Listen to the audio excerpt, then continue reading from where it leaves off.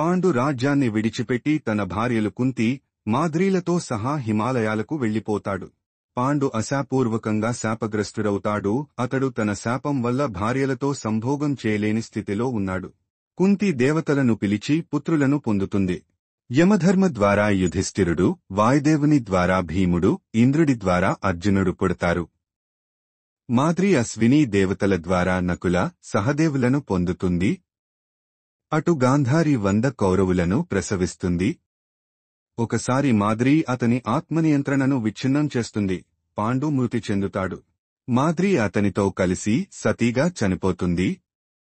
కుంతి పాండవులతో తిరిగి హస్తినాపురానికి వస్తుంది. కుంతి తన పిల్లలను హస్తినాపురానికి తీసుకువచ్చి ధృతరాష్ట్రుని సంరక్షణలో ఉంచుతుంది.